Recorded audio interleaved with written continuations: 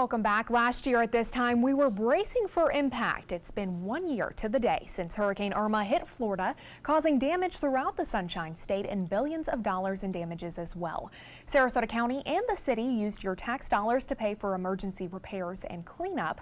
Now the county is waiting to get back $8 million from FEMA, and the city plans to get reimbursed another $5 million. And it just so happens that today, September 10th, is also the peak of hurricane season.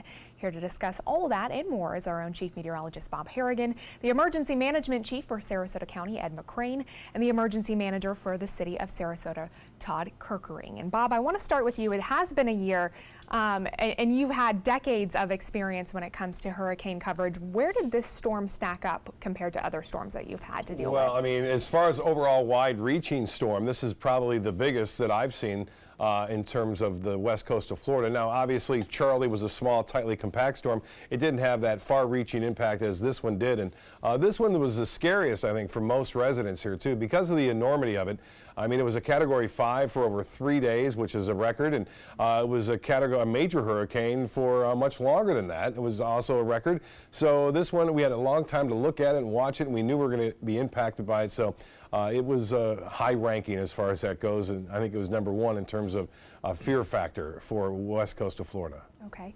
And Ed, I wanted to ask you, Mr. McCrane, the county waiting to get back $8 million, the city waiting to get back another $5 million. What is the big chunk of that money from, and do you think you'll ever see any of that money? Oh yeah, a lot of it has to do with the cost of sheltering residents, food, salaries for all the workers that did that, overtime, equipment, fuel, feeding, just all kinds of stuff. It's basically all in there. The county keeps really good records of everything that we do, and we have to submit that through the FEMA process and just wait. But keeping in mind there's 57 counties that are applying for this funding from Irma. They're still acquiring the funding from for Harvey and then Maria after that. So we don't expect to get it right away, but we've done everything that we need to do to get to that point. Okay. And does it typically take this long to Yes, get reimbursed? it typically takes a while. You can see these disasters when they build up, as many as we had last year with the several hurricanes, and then you can go into the winter storms up north, the wildfires out west. There's a lot of variety of things that go into place, and then when you look at just, again, the state of Florida with almost all of our counties being impacted, it does take a long time to put all that paperwork together. On average, how long does it take to put the paperwork together and then to maybe even get reimbursed for all of those funds? You're looking at up to a year, if not a little longer, to put the paperwork together, and then it might be a whole other year because you're trying to write your story of what took place, because the auditors that are involved with FEMA, they're not here in Florida. They could be anywhere in the country, and they're reviewing your story and is this a valid expense. So that's why you really have to go into the details and all the hundreds of pages of documentation. Okay, all right. Well, our conversation on 1 year since Irma continues. Welcome back. It's been 1 year since Hurricane Irma hit Florida, and here on the Sun Coast, some are still feeling the physical and financial impact.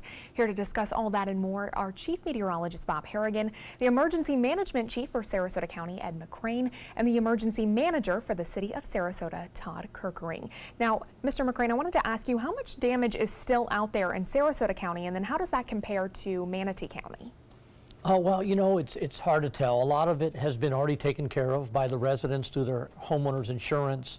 Sarasota County Public Works and Road and Bridge have taken care of the emergency road patching and things that needed to be taken care of. The debris was picked up first and second pass, so the majority of it is done. There may be some additional, maybe private homeowners that have blue tarps that haven't got a chance to get their roof repaired, but for the most part, I don't have an exact figure on what the status of that is right now. Okay, and Todd, for you, for the city of Sarasota, when you look at how it stacks up to Miami or the Keys and how they got hit, how would you say on a scale we kind of compare to them? Oh, we were very lucky with the impacts that we had here. I mean, it was looking at very, very bad that Sunday evening to by Monday morning, we got extremely lucky.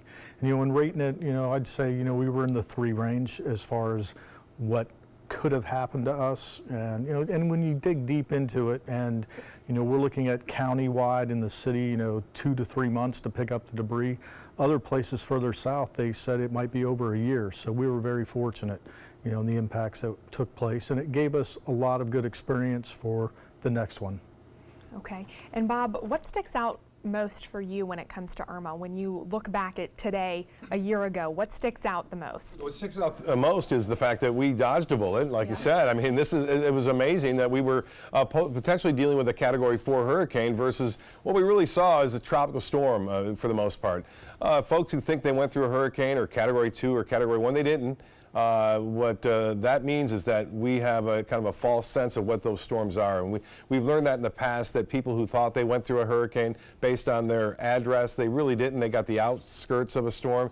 So I don't want people to, think, oh, I went through a 2, it wasn't too bad. No. A 2 compared to a tropical storm is not just 2 times stronger, it's 20 times stronger. It's exponentially stronger as far as damage goes and the damage potential. So what sticks out is that we got lucky, a real break, in that it hit Cuba and kind of weakened it. Some dry air trained into it, and it went up the spine of the state, basically from Marco Island, as opposed to hitting us directly. And so it would have been a much worse storm. And I think people have to come to an understanding too that you have to have a plan. I think a lot of people learned last year that if they didn't have a plan, that made them feel uncomfortable. They may have made wrong decisions. They may have left the state when they shouldn't have, or they may have stayed where they shouldn't have, and they got lucky. If it would have stayed on the Gulf and would have hit some of these places where people stayed, it could have been devastating with a big storm surge. Awesome. All right. Well, some great points there. Thank you, Bob. Well, we're just getting warmed up. Our conversation on 1 year since Irma will continue after a quick break. Welcome back. If you can believe it, it has been a year since Hurricane Irma hit Florida, and even 365 days later, some are still feeling the physical and financial impact. Here to discuss all that and more, our Chief Meteorologist Bob Harrigan, the Emergency Management Chief for Sarasota County Ed McCrane, and the Emergency Manager for the City of Sarasota Todd Kirkering. And Bob, you kind of touched on it a few moments ago, but how difficult was it to forecast this hurricane? One moment it was going up the East Coast, and then it was up the West Coast, and a lot of people didn't have the time that we normally would have to prepare for a hurricane. Well, the thing is with the forecasting, people, if you read up on it right now, you'll find out that the forecasts for that storm were really quite good. I mean, the percentage of them falling within that cone of uncertainty was outstanding, the National Hurricane Center is saying. The problem is that little error of 70 to 80 miles on either side meant East Coast or West Coast of Florida.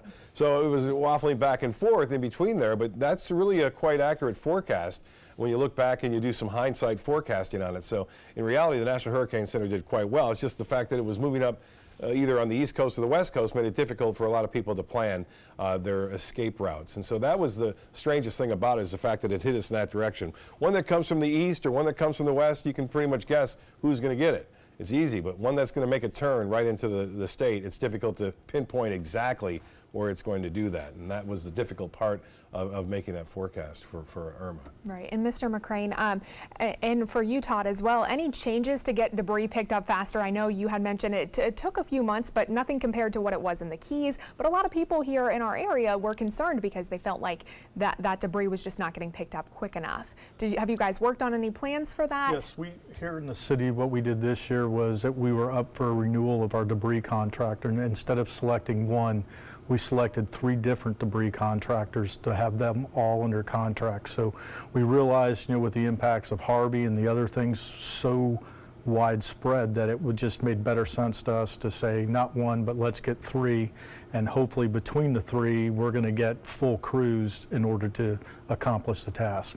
Okay. And was Yeah, that and very similar, based on what happened with Irma, with a lot of resources being in Harvey, and 57 counties all trying to get that resource pickup, we realized that it could be a problem again with a similar storm track. So we also have multiple contracts. We looked at buying some of our equipment, because one of the things Sarasota County did during the storm was, or after the storm, is we went out and rented 5 of those grapple trucks, and our own crews drove them.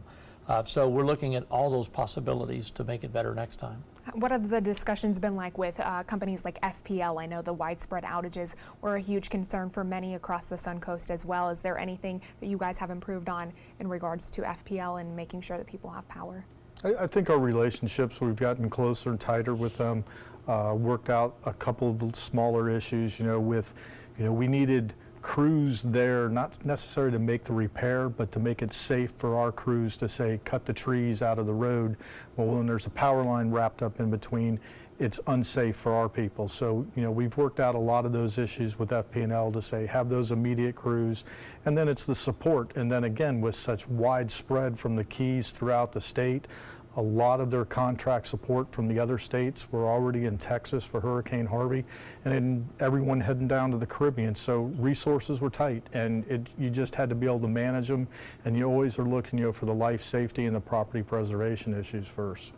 Is there anything that kind of stood out that when you look back, in the moment, it didn't seem like something that you would have thought of, but now after you guys have reviewed some of your hurricane plans, that stood out that you wish you would have known maybe then, but you do now? Well, I think one of the biggest things we learned was how the public reacts and where the public finds their information. A lot of people were Googling, on Google, there's sheltering and finding old information, not going to the right places. So we've redirected that. We asked everybody to go to scgov.net. All the hurricane evacuation shelter information's there. There's a one-stop shop for information. And our interaction with the media, getting that information out to the public was, I think, one of the biggest things. And another thing is that, the evacuation, people realize that this is a big storm. And so people evacuated that maybe didn't need to. So I just got off the phone with someone who called and interested in watching this program tonight.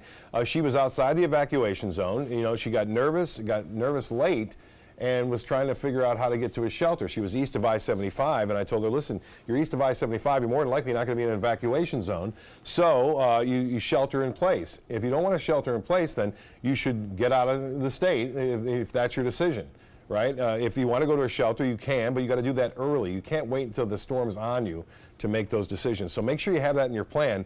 Know what you're going to do when the storm's coming, and realize that storms' intensities can change rapidly. We saw that right now with Florence out there. Florence is now gone from a category 2 to a 4. We saw that with Charlie go from a 2 to a 4. And so you're thinking, well, now it's a 4. I better call the EOC and see if I can get to a shelter. It may be too late by then. So just plan for the worst. Know if you're going to hunker down that your building or your dwelling can withstand those strong winds. Make your plans now. Know what zone you live in and what level of evacuation zone you live in. Certainly some great information there. Thank you, Bob. Now, what has changed in regards to the county or the city to prepare for the next major storm?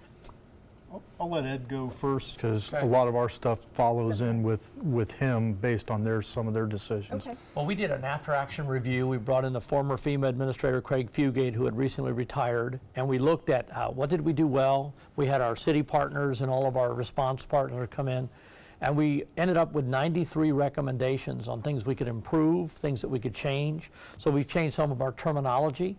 Evacuation zones are now evacuation levels. Hurricane shelters are evacuation centers. We've decided to open 11 evacuation centers at the same time instead of in tiered openings like we did before. They're already identified. Educating the public on who can stay home, what does it mean if your home is safe, how to determine that. We also talked about a transportation process for people that don't have a car. So we have a process now where people can go online and register.